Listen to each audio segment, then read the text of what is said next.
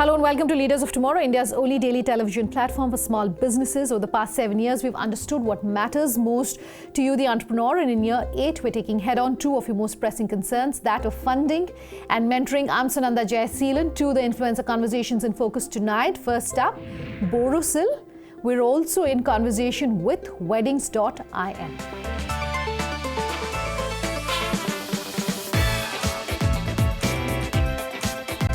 Our first influencer conversation tonight is with Shreevar Kheruka of Borosil. I spoke to this very young entrepreneur about what it means to be in the family business, to talk about their multiple arms, including the laboratory business as well as the consumer side of the business, what the way forward is looking like, expansion, etc. Take a listen.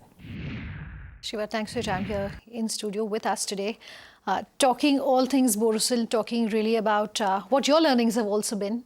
And what the journey has been like. But let's start by talking about the profiles that you handle and the business verticals that you really handle, and what you'd like to tell our viewers about Borosil. So Borosil, as a group, we have 2 listed companies, Borosil Glassworks Limited and Gujarat Borosil Limited. I handle Borosil Glassworks Limited. That's basically the consumer products division and the scientific products division of the company. Consumer includes kitchen and table products, and scientific includes laboratory products, including pharmaceutical packaging. And that's what my day-to-day job is for the last 12 or 13 years that I've been with Borosil. Okay, so over the past 12 or 13 years, while you have of course been at the company, you're a third generation entrepreneur, and I'm sure dinner table conversations around how the business etc. has been growing would have been a part of your growing up. And the reason I bring this up is that we love asking young entrepreneurs like yourself who are part of business families and are the second or third or fourth or fifth generation of business families, how you're managing to carve a niche for yourself, what your learnings have been, how much of the legacy do you maintain, how much do you change, what has that been for you? So, I went to college in the US, and after that I came back, and I was confronted with a pretty large crisis, and that was we had high, we had a very high increase of input costs. We had a high issue or a problem with labor unions. We could not expand our production in Mumbai, where our facility was. So it was like been thrown into the fire, literally, on very shortly after coming back. And it was all hands on deck. So we had to find ways to solve problems which were innovative, which required out-of-the-box thinking. And because even things like meeting payroll on a monthly basis was a challenge. Okay. So I think there became a lot of acceptance to new ways of doing things, and not, let's call it, the traditional or older ways of managing the business. And I think that was, in retrospect, a blessing in disguise, Okay. the crisis that we had. Sure. And I think that was what helped, coming out of the crisis, automatically people had a respect that, yes, even though this is a third generation entrepreneur, it's someone from the family, he's managed to get his hands dirty, he's managed to lead the company into new areas. So I think that helped me in retrospect to make a mark or get a leadership position really in the business. Okay, so as a B2C company, then how are you listening to your customers? Oh, that's actually a good question, because we do it multiple ways. So the easiest is online. So we make sure we look at, say, Amazon or our own website, myborosil.com. We get feedback from customers on our products, reviews and whatnot. We see what competition is doing, what good and bad feedback they're getting. So that's online. It's easy to get access to what's working and what's not. We also have our own marketing team that goes out, talks to customers, focus group studies, understands what their needs are. We're fortunate at the moment. We are a glass company. We have lots of products which are sustainable, in terms of environment, as well as healthy for people to eat and store food in. And plastic is something we know is damaging to the environment. Sure. Also maybe not the healthiest option to eat out of. So we have kind of a tailwind which is pushing us forward on our offerings. And so we get enough input both from end customers, from our retailers, as well as from online, interactions directly with customers. And that drives product innovation, that drives our marketing campaigns. And in general, the environment is kind of moving away from plastic towards glass, and that's also helping us substantially. Okay. In your consumer business, is it primarily an urban audience that you're talking to? Yeah, I would say so, because, people, I would say most of our sales are in the top 50 cities/towns of India. So at the moment, it's mostly urban. Although with preferences changing, we will see that an affordability coming in even in the rural areas. I do expect that in the next, say, 5 years, we will see more of a increase of our sales and distribution into more rural areas of the country. Okay, so I was just going to come to that and talk about, the affordability and the pricing. Really, if you're looking at expansion and you're looking at, towns, tier 3, tier 4, etc., which is where I would assume a lot of industries really have their market, how does a company like yourself address those markets? So in the past, I think one of the things we changed was we were a niche brand. Okay, we sold a certain type of product mainly to SECA type customers. Sure. You'd use our products maybe once in a week or once in a month, and it was great quality. It performed beautifully, so it never broke. So you didn't replace it, and that was one of the key things we found that we needed to change. Not in terms of quality. Quality is still our forte. We still perform beautifully, but we have now products which encompass daily lives. So our day-to-day, daily usage products. So right from storage containers, which can be one for 70 rupees or 80 rupees, all the way to dinner sets, which could be 2,000 or 3,000 rupees. So we have a wide range of SKUs which cater to your daily needs, starting from 70, 80, which is fairly affordable, all the way to more expensive items. And that's really, this product bucket expansion has allowed us to go into, say, tier 2 at least markets. And as we go forward, then that's going to help us go into tier 3, tier 4 markets as well. So, the price point is very, very key there. Okay. You were talking about social media previously. I just want to sort of come back to that and talk about what sort of branding and marketing you do. You don't do a lot of traditional advertising, but clearly there is a high recall when it comes at least to your consumer side of the business for Borosil. How do you manage that? So, we're not a very large company, and therefore marketing budgets also, we cannot compete with much larger players. Sure. So it's a little bit, we have to focus on really our key customers, and, like you mentioned, social media is a great avenue. So whether it's YouTube or, Facebook or Twitter, Instagram, we're all there. And that we've got a very large following there, and we keep updating that following with great content, contests, and so on, where we get engagement.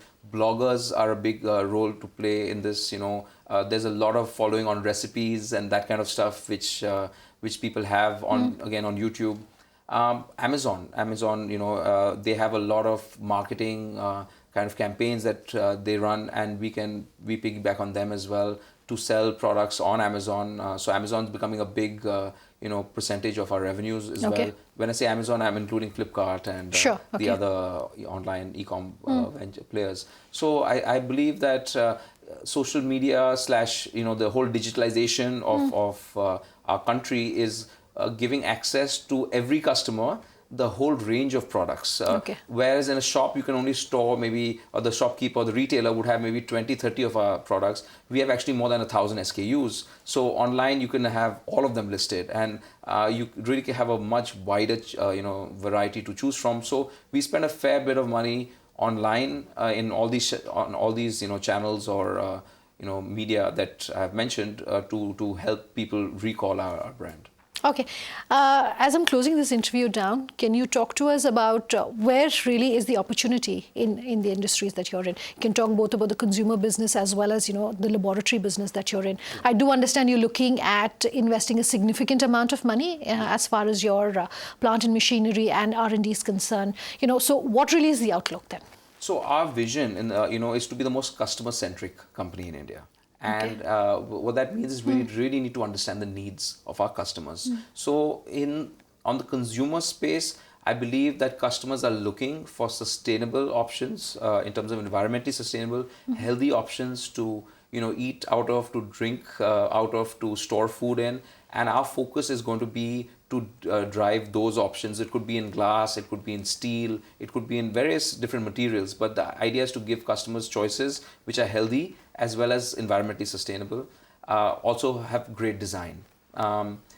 Kids, the whole area of kids products, this is also important, and we're going to be launching products in the area for school going children, their lunch boxes, their water bottles and stuff like that. Sure. On the scientific side, again, being customer centric, we find there's a lot of imports happening into the country for instruments. So we've set up a unit in Pune, which is mainly meant to do import substitution of laboratory instrumentation. Okay. And I believe if we can send, the rover to Mars or to the moon, Chandrayaan and Mangalayaan, why can't we make a laboratory instrument? And I think we have the engineering capability to do that, and we will be adding to that area. So idea is to give our customers a wider choice in both scientific as well as on the consumer side, really what they need at an affordable price point. Sure. I wish you all the very best. Thank you. Thanks so much for your time, Shreevar. Thanks. Okay, I'm going to take a quick break on that note. When we come back, Weddingz.in in focus. Do stay tuned.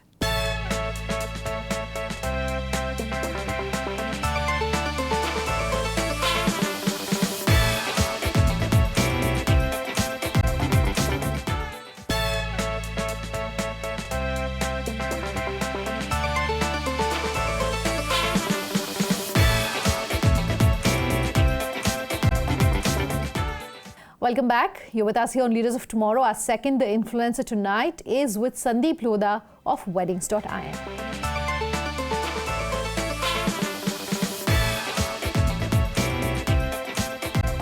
Weddings in India are no longer small family-based affairs, but now multimedia, multi-stage, multi-destination, multi-location affairs. That is the opportunity being tapped into by businesses like Weddingz.in. And I caught up with Sandeep Lodha, an entrepreneur who says that he ventured into this because of his personal experiences, went on from there to be acquired by Oyo last year. I spoke to him about that experience, about his journey and his advice for others watching this interview. Take a listen.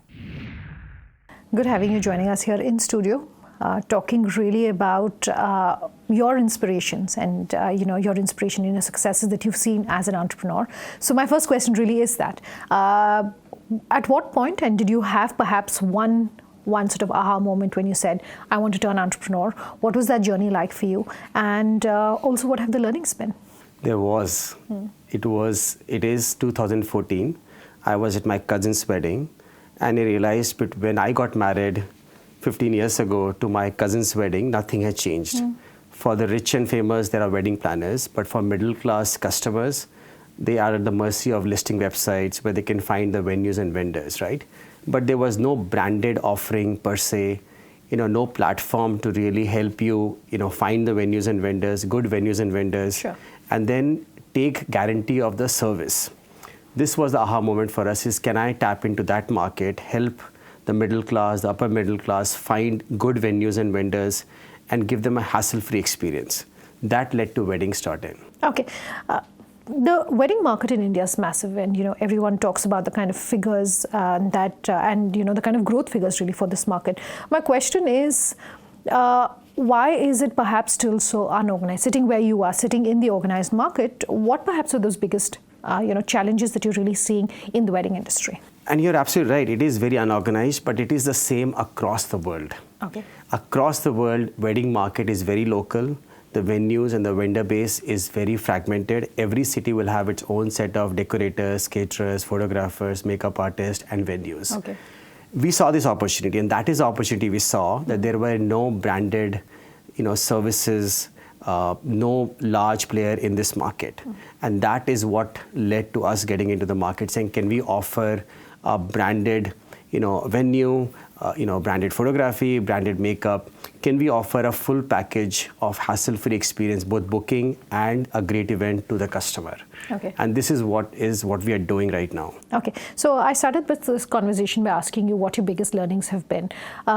Working so closely then with what is essentially an unorganized, very fragmented market, was that your biggest learning? And what sort of advice could you give someone who's watching this interview about what it has been for you? One of the big learnings for me is, as you start, any entrepreneur starting their journey, you have to get the right team in place, right team that believes in this thing and will stick with you through the end. Sure. You will of course find people who are looking for jobs, but if they don't believe in it, you will fail.